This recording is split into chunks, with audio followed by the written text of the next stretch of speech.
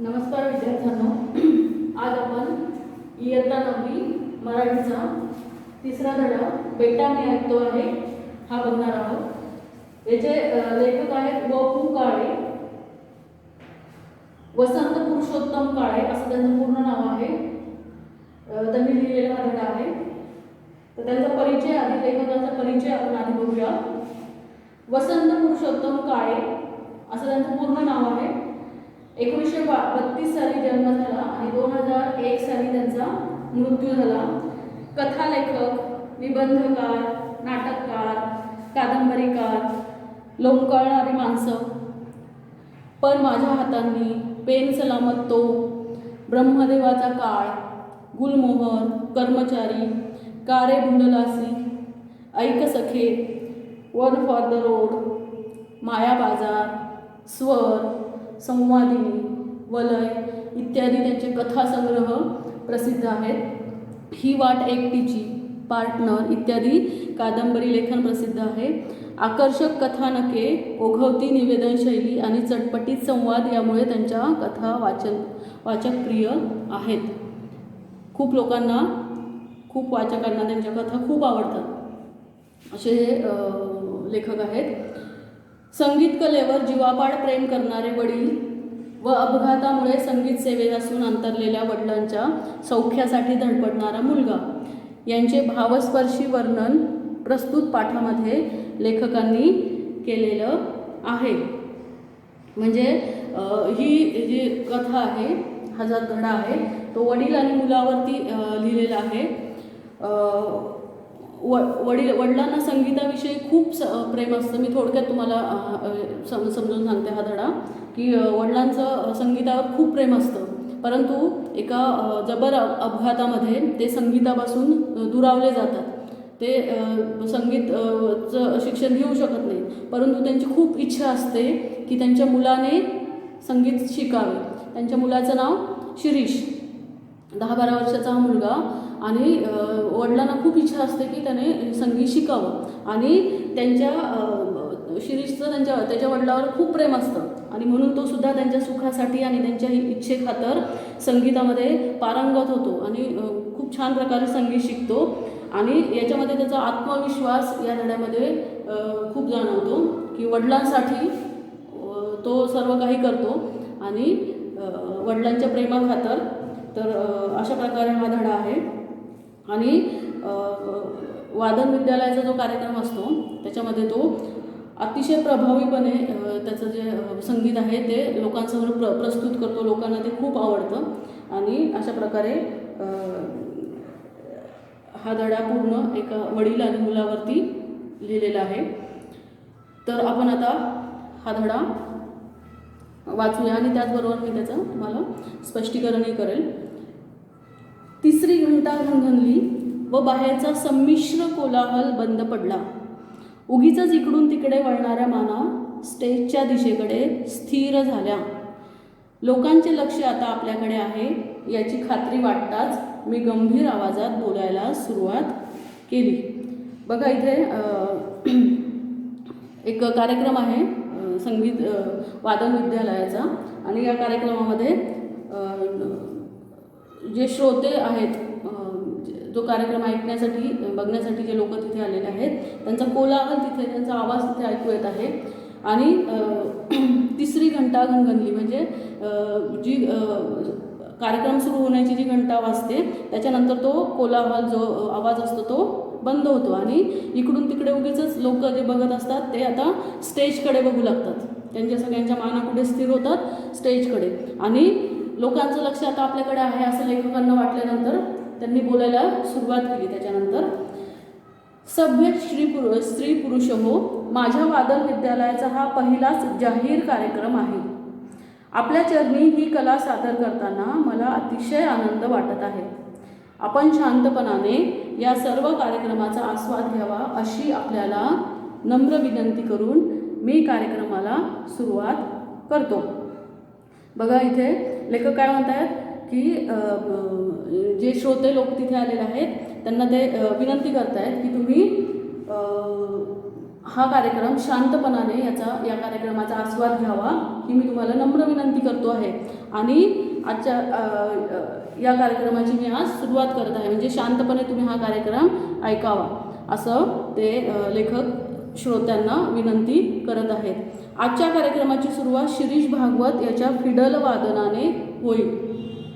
शिरीष भागवत नावाचा एक मुलगा आहे आणि त्याच्या फिडल वादनाने सुरुवात होईल. फिडल म्हणजे व्हायोलिन वाजवणार आहे आज, आणि त्या वादनाने या कार्यक्रमाची सुरुवात होणार आहे. हा विद्यार्थी माझ्या विद्यालयात नुकताच शिकायला आलेला आहे. नुकताच म्हणजे आत्ताच, म्हणजे खूप दिवस नाही झाले, खूप कमी दिवस झालेले आहेत की तो आमच्याकडे या विद्यालयामध्ये शिकायला आलेला आहे. कलेच्या प्रांतातील हा नवखा मुसाफिर आहे, नवीन मुसाफिर आहे. या प्रवासी, मुसाफिर म्हणजे प्रवासी, आणि या प्रांतामधला तो नवीन प्रवासी आहे, नवीन मुसाफिर आहे. हे लक्षात घेऊन आपण त्याच्या हुशारीचे कौतुक करावे ही विनंती. आणि तो नवीन असल्यामुळे त्याच्याकडून काही चुकाही होऊ शकतात, परंतु तरीही त्याच्या हुशारीचं कौतुक करावं ही मी तुम्हाला विनंती करतो असं लेखक इथे श्रोत्यांना सांगतायत, विनंती करतायत. एवढे बोलून मी शिरीषकडे पाहिले.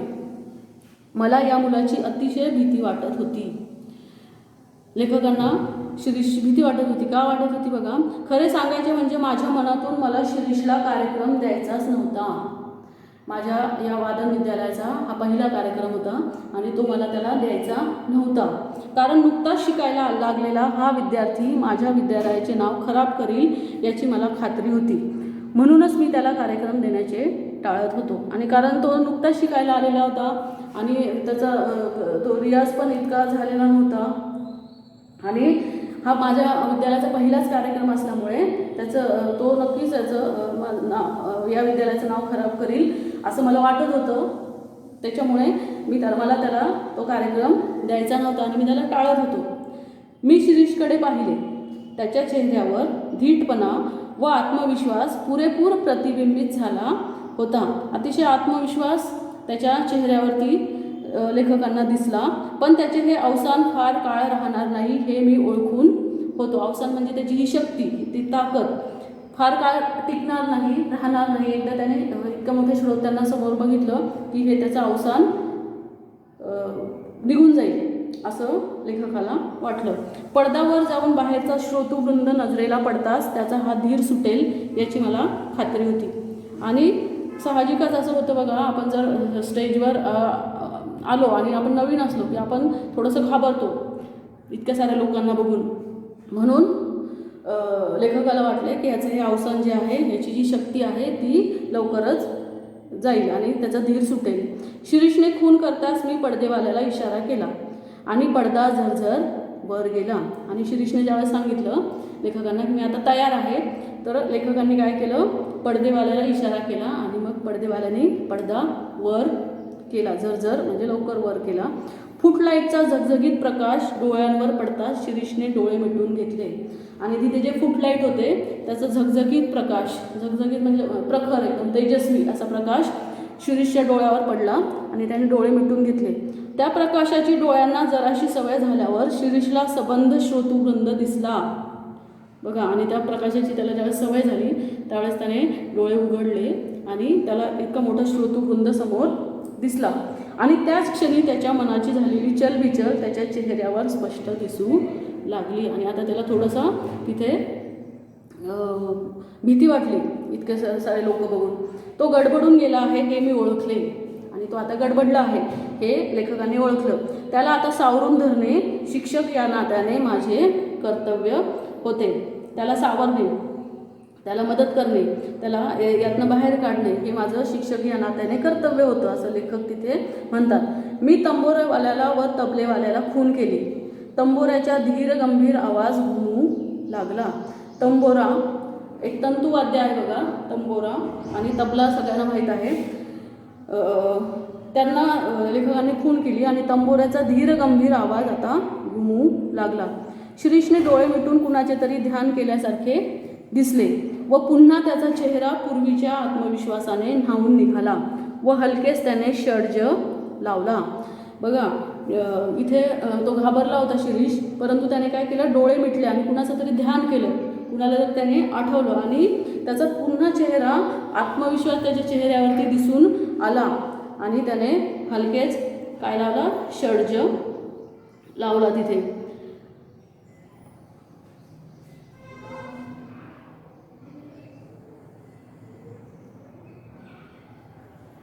एक 10 ते 12 वर्षांच्या मुलाने शांतपणे वाजवायला सुरुवात केलेली पाहून लोक शांत बसले. एक 10 ते 12 वर्षाचा मुलगा त्याने एकदम शांतपणे वाजवायला सुरुवात केली म्हणून लोकही शांत बसले. आता हा कसा वाजवेल अशी उत्सुकता लोकांमध्ये पसरली. धीमेपणाने शिरीषने भूप रागातील गत वाजवायला सुरुवात केली.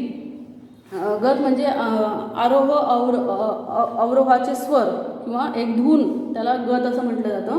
आणि भूप हा संगीतातील एक राग आहे, ते वाजवायला त्याने सुरुवात केली. तेच ते सूर, मात्रेचाही फरक नाही. म्हणजे तिथे कुठेही कमी जास्त काही नव्हतं, अगदी व्यवस्थित तो अगदी छानपणे तो वाजवत होता. तो शांतपणे वाजवू लागला आणि आजपर्यंत बसला नव्हता एवढा धक्का मला बसला. आणि तो ज्याप्रमाणे वाजवत होता ते बघून मला आजपर्यंत वाटला बसला नाही, इतका मोठा धक्का मला बसला. कारण तो इतक्या सुंदरपणे वाजवत होता, इतकं छान वाजवत होता ते व्हायोलिन. कानांवर विश्वास बसेना आणि नजरेवरही बसेना. कानांवरही बसेना कारण तो खूप छान वाजवत होता आणि नजरेवरही बसेना कारण तो अतिशय शांतपणे वाजवत होता. त्याच्या मनामध्ये कुठलीही चलबिचल नव्हती किंवा कुठलीही भीती त्याच्या चेहऱ्यावरती दिसत नव्हती. अतिशय आत्मविश्वास त्याच्या चेहऱ्यावर दिसत होता लेखकांना. म्हणून त्यांनी इथे काय सांगितलेलं आहे की त्यांच्या लेखकांना कानावरही विश्वास बसेना आणि नजरेवरही विश्वास बसेना. पंचेंद्रिय दगा तर देत नाहीत ना, अशी शंका मनाला चाटून गेली. पंचेंद्रिय म्हणजे 5 इंद्रिये आपली, डोळे, कान, नाक, जीभ आणि त्वचा, याला पंचेंद्रिय असं म्हटलं जातं. ते आपल्याला दगा तर देत नाही ना, धोका तर देत नाही ना, अशी शंका लेखकाच्या मनाला चाटून गेली. माझ्या जागी तुम्ही असता किंवा आणखी कोणीही असता तरी त्याच्या मनातही तशी शंका आली असती.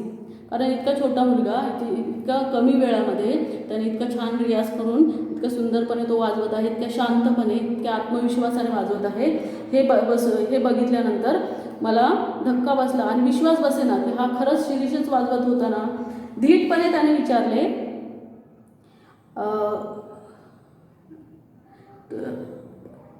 तरी त्याच्या मनातही तशी शंका आली असती. तुम्हीच सांगा, सुमारे 10 महिन्यापूर्वी शिरीष माझ्या विद्यालयात आला. आता इथे लेखक काय सांगतायत, त्याच्याविषयी सांगतायत, शिरीषविषयी. तो कधी आला, त्याने कधी वाजवायला सुरुवात केली, तर त्या शिरीषची आता ते थोडक्यात गोष्ट सांगतायत की सुमारे 10 महिन्यापूर्वी शिरीष माझ्या विद्यालयात आला. किती महिन्यापूर्वी? 10. धीटपणे त्याने विचारले, आपणच का पी जनार्दन? आणि त्याने अतिशय धीटपणे विचारलं, आपणच का पी जनार्दन? मी सुहास्य मुद्रेने म्हणजे हसून होय म्हणताच तो म्हणाला, माझे नाव शिरीष भागवत, घरी श्रीस म्हणतात. मला गाण्याची फार आवड आहे आणि माझं नाव काय आहे? शिरीष भागवत. अतिशय धीटपणे त्याने उत्तर दिलं. आणि मला घरी श्रीस म्हणतात आणि मला गाण्याची फार आवड आहे. तुला गाण्याची आवड आहे तर? हो, माझ्यापेक्षा माझ्या वडिलांना मी शिकलेले फार आवडेल आणि माझ्याही पेक्षा माझ्या वडिलांना मी शिकलेलं फार आवडेल, असं चमत्कारिक उत्तर त्यांनी लेखकाला दिलं. त्याच्या चमत्कारिक उत्तराची मला नवल वाटू लागले व थोडासा रागही येऊ लागला. तो थोडा वेळ थांबून पुढे म्हणाला, मी आपल्याकडे शिकायला येईल, पण माझी एक अट आहे. मी आपल्याकडे शिकायला येईल तुमच्याकडे, परंतु माझी एक अट आहे. मी शिकायला आलो की रोज माझ्याबरोबर माझे वडील पण येतील. आणि मी शिकायला आलो तर माझ्याबरोबर रोज माझे वडील पण येतील व शिकवणी चालू असताना वर्गातच बसतील. आणि शिकवणी चालू असताना तुम्ही शिकवताना ते आपल्या वर्गातच बसतील. आता मात्र मला राग आला. मी जाणीवपूर्वक हसत म्हणालो, मान्य, तुझ्या अटी एकदम मान्य, पण त्यासाठी तुला महिना 50 रुपये फी द्यावी लागेल. मला तुझ्या सगळ्या अटी मान्य आहेत, परंतु तुला महिना 50 रुपये फी त्याच्यासाठी द्यावी लागेल. कबूल, उद्यापासून मी येतो. आणि शिरीष लगेच म्हटलं की कबूल, उद्यापासून मी येतो. माझ्याबरोबर वडील पण येतील बरं का, आणि माझ्याबरोबर माझे वडील पण येतील, असं त्याने लेखकाला सांगितलं. असं म्हणून माझ्या आश्चर्यचकित चेहऱ्याकडे न बघता शिरीष चटकन निघून गेला आणि त्याने माझ्याकडे थोडं पण बघितलं नाही आणि तो पटकन निघून गेला. दुसऱ्या दिवशी तो अगदी वेळेवर आला. अगदी वेळेवर तो दुसऱ्या दिवशी आला. त्याच्याबरोबर एक वयस्कर आणि भारदस्त गृहस्थ होते. हे माझे गुरुजी नाना आणि हे माझे वडील आणि त्याचे वडील त्याच्यासोबत होते. भारदस्त व्यक्ती म्हणजे अगदी अंगापिंडाने असं मजबूत माणूस गृहस्थ असे होते त्याच्यासोबत आणि ते त्याचे वडील होते. त्याच्या वडिलांना तो काय म्हणायचा नाना. मग त्याने काय केलं त्याच्या गुरुजींना त्याच्या वडिलांचा परिचय करून दिला की हे माझे वडील नाना आणि नानांना काय सांगितलं हे माझे गुरुजी. असा परिचय एकमेकांना त्याने करून दिला. आमचे नमस्कार झाले. एक अक्षर न बोलता नाना खुर्चीवर बसले आणि नाना एकही अक्षर बोलले नाहीत म्हणजे शिरीषचे वडील आणि ते खुर्चीवर जाऊन बसले. मी पण न बोलता व्हायोलिन काढले व शिरीषच्या हातात दिले आणि मी पण मग बोललो नाही आणि मी पण व्हायोलिन काढून शिरीषच्या हातात दिले. त्याने बरोबर वही वगैरे आणलेली पाहताच माझ्या त्याच्याबद्दलचा ग्रह चांगला झाला आणि एक चांगला मुलगा आहे शिरीष आहे असं त्यांना जाणवलं. कधी की त्याने वही पण सोबत आणलेली आहे म्हणजे पूर्ण तो तयारीनिशी आलेला आहे शिकण्यासाठी. हे बघून त्याच्याबद्दलचा ग्रह त्याच्याबद्दलचं मत लेखकाचं चांगलं झालं. पहिल्या दिवशी प्राथमिक माहिती व पहिला धडा दिल्यावर मी हातात व्हायोलिन घेतले. पहिल्या दिवशी मी प्राथमिक माहिती बेसिक जी इन्फॉर्मेशन आहे ती दिली आणि पहिला धडा दिल्यानंतर मी व्हायोलिन हातात घेतले. माझ्या विद्यालयात येणाऱ्या विद्यार्थ्यांना पहिल्या दिवशी स्वतःच वाजवून दाखवायचे अशी माझी प्रथा होती आणि त्यांच्या विद्यालयाची काय प्रथा होती की पहिल्या दिवशी ते स्वतःच मुलांना विद्यार्थ्यांना व्हायोलिन वाजवून दाखवत. त्यामागील हेतू एवढाच की मला त्यांना सुचवायचे असते की नेटाने नीट टिकला तर इतपत वाजवू शकाल आणि त्यांना एकच गोष्ट त्याच्यातून सांगायची होती की नेटाने नीट टिकलात म्हणजे तुम्ही जर चांगल्या प्रकारे जर याचा रियाज केला प्रॅक्टिस केली तर इथपर्यंत वाजवू शकाल. म्हणजे मी आता जसं वाजवतोय तसं तुम्हीही वाजवू शकाल परंतु तुम्हाला खूप प्रॅक्टिस करावी लागेल. त्याचप्रमाणे सुमारे 20-1 मिनिटे मी पिलू रागातील एक गत वाजवून दाखवली. पिलू हा संगीतामधलाच एक राग आहे आणि त्यातली एक गत त्यांनी वाजवून दाखवली. जीवाचे कान करून नाना ऐकत होते. जीवाचे कान करून नाना ऐकत होते म्हणजे अतिशय खूप लक्ष देऊन शिरीषचे वडील म्हणजे नाना ऐकत होते. व शिरीष माझ्याकडे व नानांकडे आळीपाळीने बघत होता आणि शिरीषही माझ्याकडेही बघत होता आणि त्याच्या वडिलांकडेही बघत होता. मी व्हायोलिन खाली ठेवले व नानांकडे पाहिले. त्यांच्या चेहऱ्यावर तृप्तीचे समाधान स्पष्टपणे दिसत होते आणि मी व्हायोलिन खाली ठेवले व नानांकडे बघितलं आणि मग लेखकांनी सुद्धा नानांकडे बघितलं. त्यांच्या चेहऱ्यावर तृप्तीचे समाधान स्पष्टपणे दिसत होते म्हणजे त्यांनी लेखकांनी जे व्हायोलिन जे वाजवलं होतं ते त्यांना आवडलं होतं. त्याच्यामुळे ती एक तृप्ती एक समाधान त्यांच्या चेहऱ्यावरती लेखकांना दिसलं. आपण जाऊया आता शिरीष म्हणाला व पिता पुत्र उठले. मीच आपण होऊन विचारले काय वाटलं एकंदरीत. वा उत्कृष्ट त्याबद्दल प्रश्नच नाही शिरीषनेच मध्ये उत्तर दिले. मला त्याचा आगाऊ स्वभावाचा राग आला. बघा इथे त्यांनी कुणाला प्रश्न विचारला होता शिरीषच्या वडिलांना की कसं काय वाटलं वाजवलेलं परंतु तिथे शिरीषनेच मध्येच उत्तर दिलं वा उत्कृष्ट त्याबद्दल प्रश्नच नाही आणि त्याचा हा आगाऊ स्वभाव लेखकाला आवडला नाही.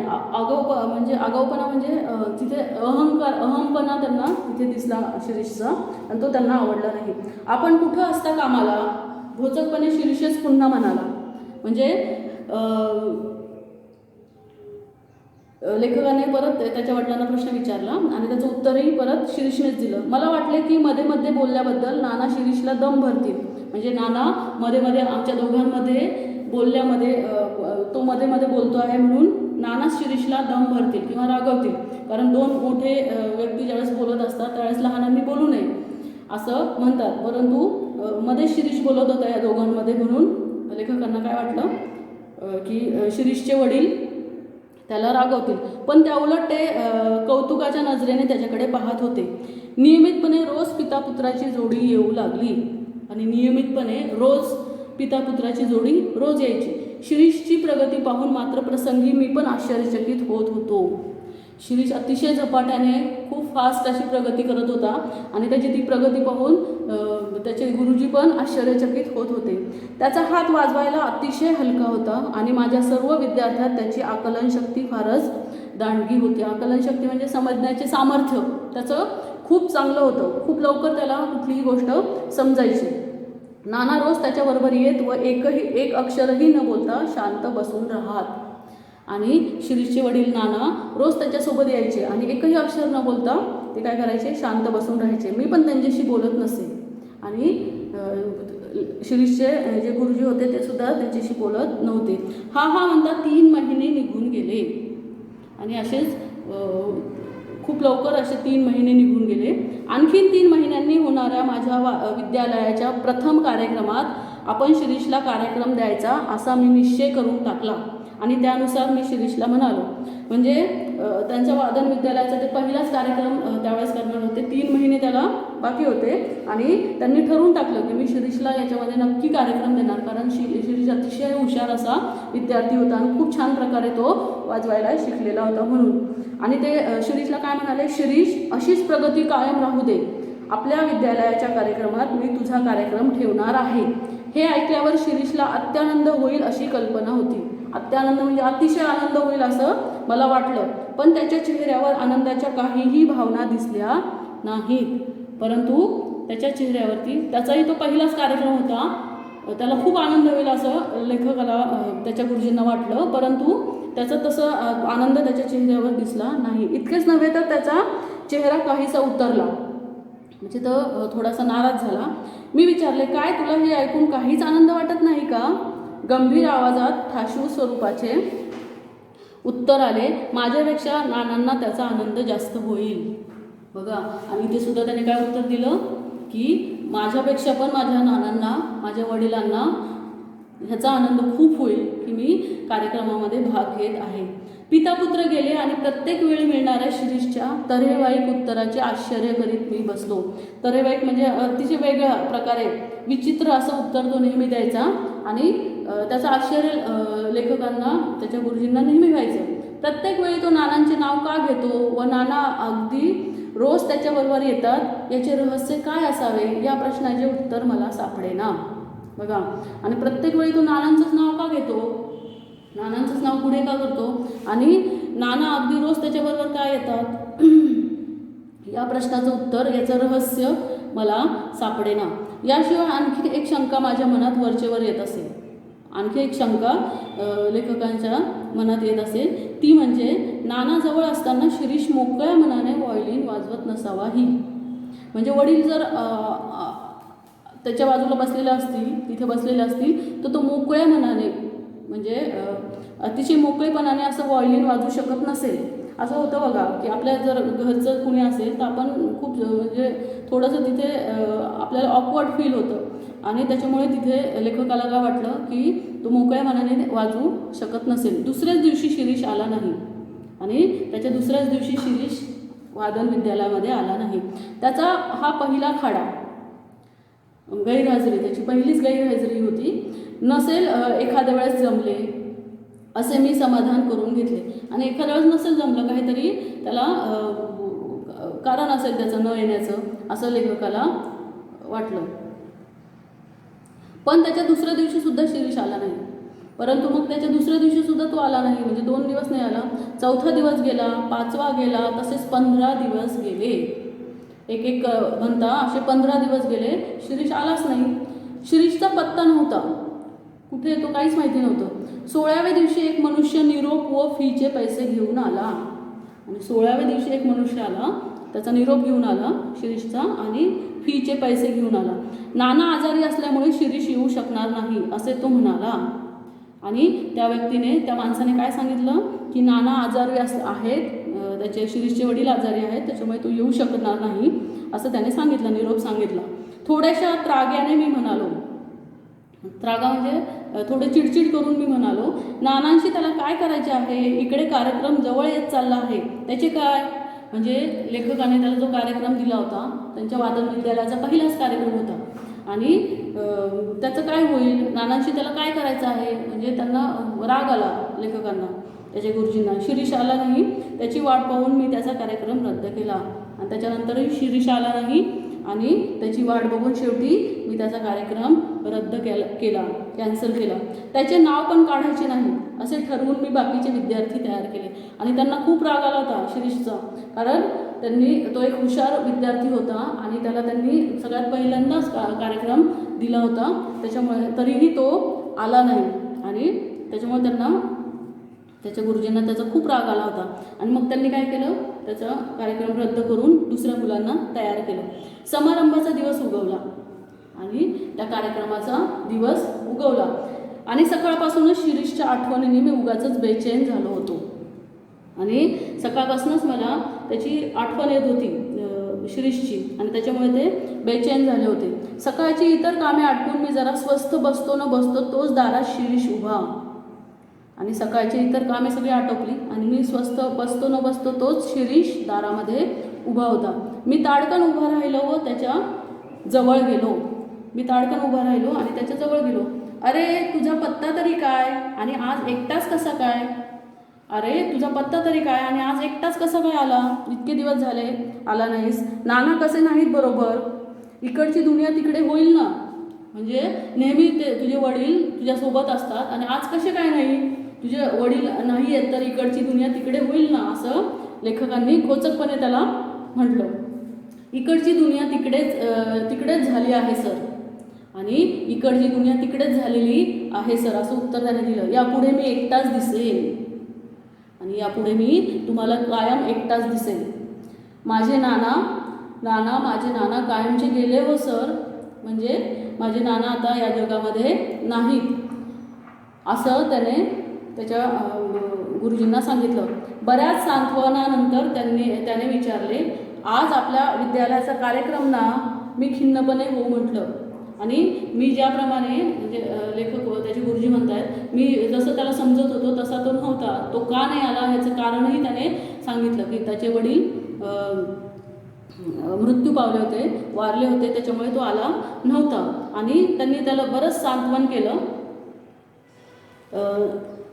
सांत्वन करणे म्हणजे त्याला दिलासा दिला आणि त्यांनी लेखकांनी त्याच्या प्रश्नाचं उत्तर दिलं. हो आज कार्यक्रम आहे, मग मला आज कार्यक्रम द्या, नाही म्हणू नका सर.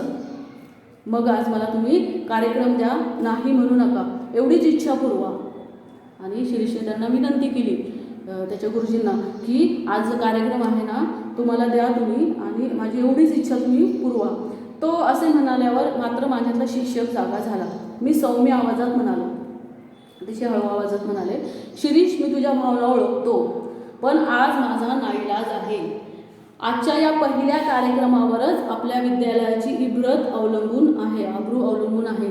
त्यातून तुझी 2 महिने गैरहजेरी लागलेली. तू सांग मी तुला कार्यक्रम कसा काय देऊ? म्हणजे तू 2 महिने नव्हता, तुझा प्रॅक्टिस रियाज पण झालेला नाही आहे, मी तुला कसं काय कार्यक्रम देऊ? आणि हा आपल्या वादन विद्यालयाचा पहिलाच कार्यक्रम आहे आणि सगळी इब्रत या कार्यक्रमावरती अवलंबून आहे, त्याच्यामुळे मी तुला कार्यक्रम कसा काय देऊ? अगतिक होऊन शिरीष म्हणाला, एकदम लाचार हतबल होऊन शिरीष त्यांना म्हणाला, सर माझी एवढी एकच विनंती मान्य करा, मला आज वाजवू दे, नंतर जन्मात हात लावणार नाही व्हायोलिनला. मला फक्त आजच्याच दिवस वाजू द्या, मी माझ्या पूर्ण जन्मामध्ये हात लावणार नाही व्हायोलिनला. तू पुढे जन्मभर वाजव, पण आज वाजवू नको. तुझी मनस्थितीही आज बरोबर नाही. तुझे वडील मृत्यू पावलेले आहेत, तुझे वडील या जगात नाहीत, त्याच्यामुळे तुझी मनस्थितीही चांगली नाही. त्याच्यामुळे तू आज वाजू नको, पुढे जन्मभर वाजव, असं त्याला त्याचे सर सांगत होते, त्याचे शिक्षक सांगत होते. परंतु तो त्यांना सारखी विनंती करत होता की नाही, मला आजच्या दिवस वाजू द्या, मी पुढे कधीही वाजवणार नाही. मला परवानगी दिलीत तर माझी मनस्थिती आपोआपच सुधारेल आणि माझी जी मनस्थिती वाईट झालेली आहे ती, मला जर तुम्ही हा कार्यक्रम दिला, ही परवानगी दिली वाजवण्याची या कार्यक्रमात, तर माझी मनस्थिती आपोआपच सुधारेल. शेवटी त्याचे दुःखित मन पुन्हा आणखी कशाला दुखवा असा विचार करून मी त्याला परवानगी दिली. मात्र पहिलाच कार्यक्रम त्याचा ठेवावा असेच मी ठरवले. बघा, आणि शेवटी त्याचं मन कसं होतं, दुःखी होतं. त्याचे वडील आता नव्हते, त्याच्यामुळे तो आधीच दुःखी होता आणि त्याला नाही म्हणून मी त्याला अजून दुःखी करणार नव्हतो, असा विचार मी केला आणि म्हणून त्याला परवानगी दिली. परंतु या कार्यक्रमामध्ये पहिलाच कार्यक्रम त्याचा ठेवावा असं मी ठरवलं. त्याचप्रमाणे मी परवानगी दिली आणि शिरीष वाजवू लागला आणि अशा प्रकारे मी त्याला या कार्यक्रमात वाजवण्याची परवानगी दिली आणि तो वाजवू लागला. शिरीष कार्यक्रम करण्यात मुरलेल्या एखाद्या वादकाप्रमाणे वाजवत होता. मुरलेला म्हणजे अतिशय खूप वर्षापासून असं त्याचा रियाज करणारा एखादा जो व्यक्ती असेल, वादक असेल, त्याप्रमाणे तो वाजवत होता. इतके शिकला तरी कुठे याचाच मी विचार करत होतो. आणि त्याहीपेक्षा मला मुख्य प्रश्न असा पडला होता की नवीनच शिकायला लागलेला मुलगा इतके उत्कृष्ट वाजवतो, तर जुने मुरलेले विद्यार्थी किती छान वाजवत असतील असेच बाहेरचे लोक म्हणत असणार. तेव्हा याच्यानंतर वाजवायला कुणाला बसवावे? बघा, इथे त्यांना लेखकांना 2 प्रश्न पडले. की पहिला प्रश्न हा पडला की हा इतकं सुंदर वाजवायला कुठे शिकला, कारण 2 महिन्यापासून तो आपल्याकडे शिकायला आलेला नव्हता. आणि दुसरा प्रश्न असा पडला की आपण जर सगळ्यांना सांगितलं की हा नवीनच शिकायला आलेला मुलगा आहे आणि लोकांना काय वाटेल की हा नवीन शिकायला आलेला मुलगा सुद्धा इतकं सुंदर वाजवतो आहे, तर बाकीची मुलं किती छान वाजवत असतील. आणि मग आता ह्याच्या वाजवण्यानंतर कुणाला कार्यक्रम द्यायचा असा प्रश्न लेखकांना पडला, कारण त्याच्यापेक्षा छान वाजवणारे मुलं आता त्यांना पाहिजे होते. टाळ्यांच्या कडकडाटाने मी भानावर आलो. शिरीष आत आला व त्याने माझ्या पायांवर डोके ठेवले. शिरीष आतमध्ये आला आणि त्याने मला नमस्कार केला, माझ्या पायावर डोकं ठेवलं. मी त्याला उठवत विचारले, शिरीष, हा काय प्रकार आहे? तू माझ्याकडे न येता आणखीन कुठे शिकत होतास? हा काय प्रकार आहे? म्हणजे तू माझ्याकडे आला नाहीस तर आणखी कुठेतरी शिकला असशील. कुठे गेला होता शिकायला? डोळे पुशीत शिरीष म्हणाला, सर, काय ही भलतीच शंका? तुम्ही अशी शंका माझ्यावर का घेताय? मी तुम्हाला सर्व सविस्तर सांगतो. मी आता तुम्हाला सर्व सविस्तर सांगतो काय झालं. ज्या दिवशी मी तुमच्याकडे फी व चिठ्ठी पाठवली त्याच रात्री नाना वारले. म्हणजे नानांचा मृत्यू झाला त्याच दिवशी. मी ज्यावेळेस तुम्हाला फी आणि चिठ्ठी पाठवली होती त्याच दिवशी मला धक्काच बसला आणि मला खूप मोठा धक्का बसला. ज्यांच्यासाठी शिकत होतो तेच गेल्यावर कशाला आता शिका, म्हणून मी व्हायोलिनला हात लावायचा नाही असे ठरवले. आणि ज्या माझ्या वडिलांसाठी मी शिकत होतो तेच आता नाही आहेत, तर मी आता कशाला शिकू, म्हणून मी व्हायोलिनला आता कधीही हात लावणार नाही असं ठरवलं. तुम्हाला कदाचित माहीत असेल किंवा नसेलही, माझे नाना एकेकाळी उत्कृष्ट गवई होते. गवई म्हणजे गायक, अतिशय छान गाणारे होते माझे वडील. पण त्यांना एकदा कसलासा जबर अपघात झाला व त्या अपघातात ते ठार बहिरे झाले. म्हणजे त्यांना अजिबात ऐकू येत नव्हतं. त्या अपघातानंतर, त्या ॲक्सिडेंटनंतर ते बहिरे झाले. त्यांना काहीही ऐकू येत नसे. ओठांच्या हालचालींवरून त्यांना काही शब्द समजत. आपल्या ओठांच्या ज्या हालचाली होतात त्याच्यावरून त्यांना काही शब्द समजत असत. बहिरेपणाच्या इतर गैरसोयींपेक्षा संगीत सेवा अंतरली याचाच नानांना धक्का बसला. म्हणजे बहिरेपणा आल्यानंतर खूप साऱ्या गोष्टी आपण नाही करू शकत, परंतु त्याच्यापेक्षा मी संगीत आता नाही शिकू शकत किंवा नाही गाऊ शकत याचा त्यांना जास्त धक्का बसला त्यांच्या शिरीषच्या वडिलांना. शेवटी त्यांनी मला काहीतरी वाद्य शिकवण्यासाठी उद्युक्त केले. उद्युक्त करणे म्हणजे तयार करणे. शेवटी त्यांनी मला काहीतरी तू वाद्य शिक म्हणून त्यांनी मला तयार केलं. कोणीतरी संगीतशास्त्रासाठी सतत धडपड करत असल्याचे पाहण्यातच त्यांना अमाप सौख्य मिळत होते, म्हणूनच ते रोज माझ्याबरोबर इथे येत होते. आणि कोणीतरी संगीतशास्त्रासाठी धडपड करत आहे, कोणीतरी खूप मनापासून संगीत शिकत आहे हे बघण्यातच त्यांना काय वाटत असे, सौख्य वाटत असे, समाधान वाटत असे. आणि म्हणून ते माझ्याबरोबर रोज आपल्या वर्गात येऊन बसायचे. पण त्यांना ऐकू काहीच येत नव्हते. परंतु त्यांना ऐकू काहीच यायचं नाही म्हणून ते काहीही कुणाशीही बोलत नव्हते. त्यामुळे मला वारंवार खेद व्हायचा. मला काय वाईट वाटायचं की ते काहीच ऐकू शकत नाही.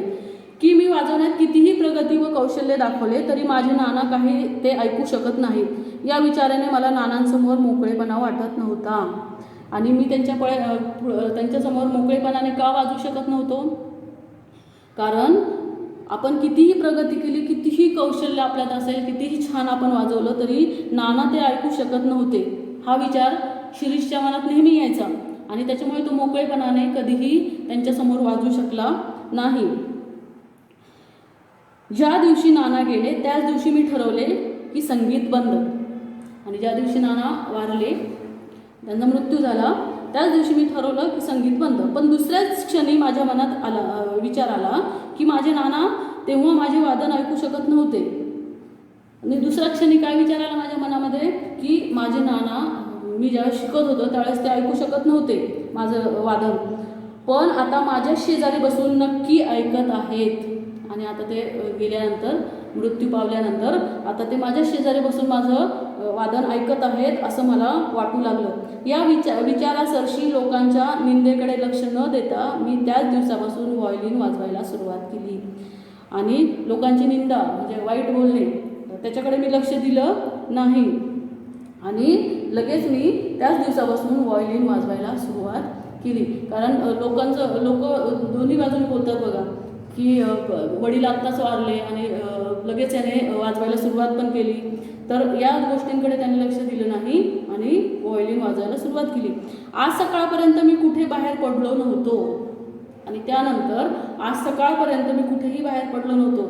24 तास एकच उद्योग, एकच ध्यास. मी सराव करू लागलो. म्हणजे मला भास व्हायचा की पुढच्या ताना व सूर मला नानाच सांगत आहेत. तबल्याचा ठेका त्यांनीच धरला आहे व तंबोऱ्याच्या तारांवरून पण त्यांचीच बोटे फिरत आहेत. बघा, आणि मला त्यांना शिरीष काय म्हणतोय की मला भास व्हायचा की तेच मला पूर्ण संगीत शिकवत आहेत आणि त्यांनी तेच तंबोरा पण वाजवत आहेत आणि तेच तबला पण वाजवत आहेत असा भास शिरीषला व्हायचा. आज कार्यक्रमाच्या सुरुवातीला एवढे लोक पाहून मी गडबडून गेलो होतो. आणि आज पण कार्यक्रमाच्या दिवशी सुरुवातीला मी ज्यावेळेस खूप एवढे लोक बघितले त्यावेळेस मी गडबडून गेलो, थोडंसं घाबरलो. पण डोळे मिटून घेताच नानांची मूर्ती डोळ्यासमोर आली. परंतु मी ज्यावेळेस डोळे मिटले त्यावेळेस नानांचीच मूर्ती माझ्या डोळ्यासमोर आली. ते म्हणाले, बेटा वाजव, मी ऐकतो आहे. बघा, आणि त्यावेळेस त्यांनी ज्यावेळेस डोळे बंद केले त्यावेळेस त्यांना नाना दिसले आणि नाना त्याला काय म्हटले की बेटा वाजव, मी ऐकतो आहे. मला जोर चढला. जोर चढणे म्हणजे अंगात बळ संचारले. मला माझ्या अंगात बळ आलं. माझ्या डोळ्यांसमोर प्रेक्षक नव्हते, थिएटर नव्हतं, कोणीही नव्हतं. माझ्या डोळ्यांसमोर कोणीही नव्हतं. आता फक्त मीच होतो तिथे. होते फक्त माझे नाना, मी आणि सूर. आणि तिथे कोण होतं? फक्त माझे वडील होते, माझे नाना होते, मी होतो आणि माझे सूर होते. एवढंच तिथे मला दिसत होतं. बाकी कोणीही तिथे दिसत नव्हतं. कोणी श्रोता मला तिथे दिसत नव्हता. शिरीष गप्प बसला आणि मी काहीच बोलू शकत नव्हतो. बघा, इतकी मोठी गोष्ट त्याने सांगितली आणि त्याच्यानंतर शिरीष गप्प बसला. आणि त्याच्यानंतर लेखकांना काहीही, त्याच्या गुरुजींना काहीही शब्द सुचले नाही त्याच्याशी काय बोलावं. कारण इतका छोटा मुलगा, इतकं मोठं बळ, इतकी मोठी शक्ती त्याच्यामध्ये कुठून आली असेल. आपले वडील इथे या जगात नसताना सुद्धा ते आपल्याला शिकवतायत असं भास त्याला होत होता. आणि इतकं छान प्रकारे तो त्या विश्वासावरच त्याने इतकं छान शिकून त्याने आजचा कार्यक्रम त्याने इतक्या छान प्रकारे सादर केला होता. तर अशा प्रकारे हा धडा आहे. या धड्यातून आपल्याला ही शिकवण मिळते की एखादी कला जर आपल्याला आत्मसात करायची असेल तर तनमन एकाग्र करून निष्ठेने त्याचे प्रॅक्टिस, त्याचा रियाज करायला हवा. आत्मविश्वास आणि अपार मेहनत जर असेल तर तुम्ही कुठलीही कला संपादन करू शकता. म्हणजे कुठल्याही कलेमध्ये तुम्ही पारंगत होऊ शकता. काय पाहिजे तुमच्याकडे? आत्मविश्वास पाहिजे आणि सगळ्यात महत्त्वाचं म्हणजे मेहनत. खूप सारी मेहनत घेण्याची तुमच्यामध्ये शक्ती पाहिजे. तरच तुम्ही कुठलीही कला सादर करू शकता किंवा आत्मसात करू शकता. आणि दुसरी काय गोष्ट इथे आपण शिकू शकतो की कितीही दुःखी आपल्यावर आली तरीही त्याच्यामध्ये आपण खचून न जाता जिद्दीने पुढे गेलं पाहिजे. बघा, किती मोठं दुःख होतं शिरीषच्या जीवनामध्ये की त्याचे वडील वारले होते, परंतु तो तिथे खचला नाही. त्याच्यातून त्याने स्फूर्ती घेतली, त्याच्यातून जिद्दीने तो पुढे गेला आणि इतक्या छान प्रकारे तो व्हायोलिन वाजवायला शिकला आणि इतक्या सुंदर प्रकारे त्याने कार्यक्रमामध्ये सुद्धा वाजवले आणि श्रोत्यांना प्रभावित केले. तर अशा प्रकारे आपल्याला या धड्यातून शिकवण मिळते की आपण आत्मविश्वासाने आणि मेहनतीने काहीही साध्य करू शकतो.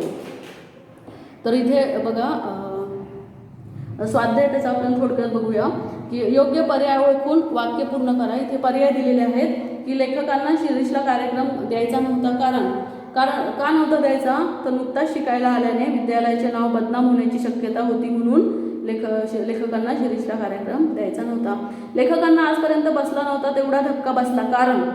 का बसला? कारण ऐनवेळी कार्यक्रमाला हजर राहूनही शिरीष एवढे सुंदर वाजवत होता. ऐनवेळी तो कार्यक्रमाला हजर राहूनही इतकं सुंदर वाजवत होता, म्हणून लेखकाला धक्का बसला. शिरीषची स्वभाव वैशिष्ट्ये आकृतीबंध पूर्ण करा. त्याची स्वभाव वैशिष्ट्ये काय काय लिहिता येतील? एक तर आत्मविश्वास, धीटपणा, जिद्द, नम्रता, हो की नाही, अतिशय नम्र होता तो. हा एक गुण आपण तिथे लिहू शकतो. त्याची चिकाटी तिथे लिहू शकतो. तर अशा प्रकारे त्याची स्वभाव वैशिष्ट्ये आपण तिथे लिहू शकतो. पुढचा आहे जोड्या जुळवा. तिथे आपल्याला जोड्या जुळवायच्या आहेत. इथे विरुद्धार्थी शब्दांच्या जोड्या आहेत बघा. जसं की पहिला आहे धीट. धीटला कुठला येईल? धीटचं विरुद्धार्थी शब्द भित्रा. दुसरा आहे सुंदर, कुरूप. हजर, गैरहजर. स्तुती, निंदा. तर हे सगळे विरुद्धार्थी शब्दांच्या जोड्या आपल्याला तिथे लावायच्या आहेत. पुढचा आहे परिणामाबाबतच्या घटना आपल्याला तिथे लिहायच्या आहेत. परिणाम दिलेले आहेत आणि त्याची घटना आपल्याला तिथे लिहायची आहे. तर वडिलांच्या चेहऱ्यावर तृप्तीचे समाधान होते. का होते वडिलांच्या चेहऱ्यावर? कारण लेखकाने 20 मिनिटं काय केलं होतं? पिलू राग वाजवला होता आणि अतिशय सुंदर प्रकारे वाजवला होता, म्हणून ते समाधानी होते, तृप्त होते. शिरीषला वारंवार खेद वाटायचा. का खेद वाटायचा? शिरीषने वाजवण्यात कितीही प्रगती केली तरीही त्याचे त्याचे वडील ते ऐकू शकत नव्हते. याचा खेद त्याला नेहमी वाटायचा. आता पुढचा प्रश्न आहे, खालील वाक्यात अधोरेखित शब्दांऐवजी पाठात आलेले योग्य वाक्प्रचार शोधून वाक्य पुन्हा लिहा. आणि पाठातले आपल्याला वाक्प्रचार तिथे लिहायचे आहेत. बघा, वर्गातील विद्यार्थ्यांनी शिक्षकांचे शिकवणे लक्षपूर्वक ऐकले पाहिजे. तर लक्षपूर्वक ऐकले पाहिजे. तर याच्याऐवजी आपण पाठातला कुठला वाक्प्रचार वापरू शकतो? तर जीवाचे कान करून ऐकले पाहिजे. वर्गातील विद्यार्थ्यांनी शिक्षकांचे शिकवणे जीवाचे कान करून ऐकले पाहिजे. दुसरा आहे, आपल्या शाळेचे नाव वाईट होऊ नये. याच्याऐवजी आपल्याला लिहायचं आहे वाक्प्रचार, म्हणून प्रत्येक विद्यार्थ्यांनी काळजी घ्यायला हवी. तर तिथे काय येईल की आपल्या शाळेचे नाव खराब होऊ नये म्हणून प्रत्येक विद्यार्थ्याने काळजी घ्यायला हवी. तिसरा आहे, उत्तम वादनाने लेखकाचे शिरीषबाबतचे मत चांगले झाले. मत चांगले होणे म्हणजे त्याच्याऐवजी आपल्याला वाक्प्रचार काय घेता येईल? पाठातला धड्यातला ग्रह चांगला झाला. उत्तम वादनाने लेखकाचा शिरीषबाबतचा ग्रह चांगला झाला. लेखकाचा शिरीषबाबतचा ग्रह चांगला झाला असं येईल तिथे. आता पुढे काय? खालील शब्द व त्यांचे अर्थ यांच्या जोड्या लावायच्यात. पहिला आहे कोलाहल, त्याचा अर्थ गोंधळ, आगतिक म्हणजे गरजू, तरेवाईक म्हणजे विचित्र, मुसाफिर म्हणजे प्रवासी, उद्युक्त म्हणजे प्रेरित. तर अशा प्रकारे याच्या जोड्या तिथे लावायच्या आहेत. आता स्वमत. हे स्वमत तुम्हाला स्वतःचं मत तुमचं तिथे लिहायचं आहे, मांडायचं आहे. शिरीषमधली तुम्हाला समजलेली गुणवैशिष्ट्ये उदाहरण स्पष्ट करा. शिरीषमधली तुम्हाला समजलेली कुठली गुणवैशिष्ट्ये आहेत? शिरीषचं सगळ्यात महत्त्वाचं म्हणजे सगळ्या वडिलांवर त्याचं खूप प्रेम होतं, तो मेहनती होता, आत्मविश्वासू होता, दुःखात कधीही खचला नाही आणि गुरूंविषयी नितांत आदर त्याच्या मनात होता. असे खूप सारे त्याची गुणवैशिष्ट्ये आपण तिथे लिहू शकतो. तर तुमच्या शब्दात तुम्हाला तिथे लिहायचं आहे. आणि शिरीषची भूमिका तुम्हाला कोणता संदेश देते ते तुमच्या शब्दात लिहा. शिरीषची भूमिका तुम्हाला कुठला संदेश देते ते तुमच्या शब्दात लिहायचं. तर काय संदेश मिळतो आपल्याला त्याच्यातून?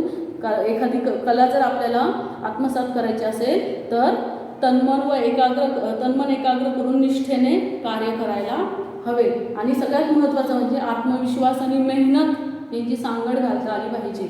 आणि त्याच्यामुळे आपण कुठलीही कला संपादन करू शकतो आणि दुःखामध्ये कधीही खचून जाता कामा नये. आणि जिद्दीने कुठली गोष्ट आपल्याला शिकायची आहे आणि कुठलीही गोष्ट आपण कुठलीही गोष्ट असेल ती आपल्या मेहनतीने आत्मविश्वासाने संपादन करू शकतो. तर अशा प्रकारे हा पाठ इथे संपला. धन्यवाद.